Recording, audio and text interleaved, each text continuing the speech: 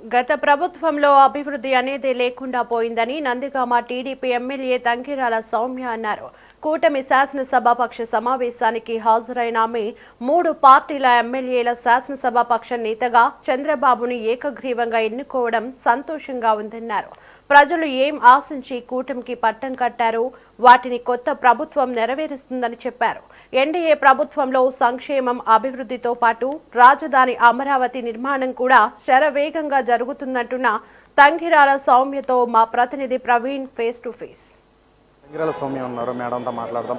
Madam, ఈరోజు సమావేశం చూసుకున్నట్లయితే అత్యంత గ్రాండ్గా సక్సెస్గా శాసనసభాపక్ష నాయకుడిగా చంద్రబాబు నాయుడు ఎన్నుకోవడం కూడా జరిగింది.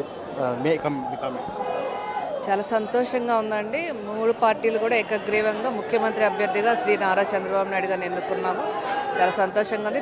త్వరలో ఎన్డీఏ గవర్నమెంట్లో రాష్ట్రంలో మంచి జరగబోతుంది. ముఖ్యంగా అభివృద్ధి, సంక్షేమం, అదేవిధంగా అమరావతి అభివృద్ధి పూర్తిగా జరగబోతుంది. చాలా ప్రజలు ఏదైతే ఆశిస్తున్నారో తప్పకుండా జరుగుతుంది. నూతన ప్రభుత్వం పరిపాలన ఏ విధంగా ఉంటుందనుకో?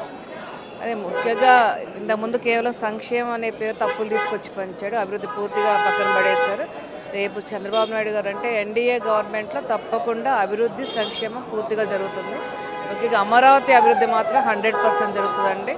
అదేవిధంగా ఆర్థిక రాజధానిగా వైజాగ్, అదేవిధంగా కర్నూలు కూడా అభివృద్ధి చేస్తారని చెప్పారు. మేడం, నూతన ప్రభుత్వంలో క్యాబినెట్లో మహిళలకు కూడా స్థానం కల్పించే అవకాశం కనిపిస్తుంది.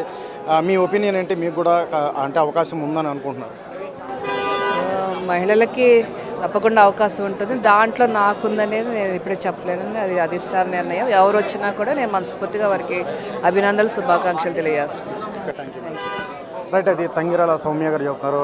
ఈరోజు ఎంతో సక్సెస్గా ఈ యొక్క కూటమి సంబంధించి శాసనసభాపక్ష నాయకుడు ఒకవైపు చంద్రబాబు ఎన్నుకునే యొక్క సమావేశం అనేది బాగా జరిగింది. రేపు ప్రమాణ స్వీకారం కూడా సంబంధించి గ్రాండ్గా జరుగుతుంది. ప్రభుత్వం కూడా చాలా బాగా పనితీరు బాగుంటుంది అనుకుంటూ మరీ చెప్తున్నారు. కెమెరా పర్సన్ నంగతో ప్రవీణ్, సిటీ 24/7 విజయవాడ.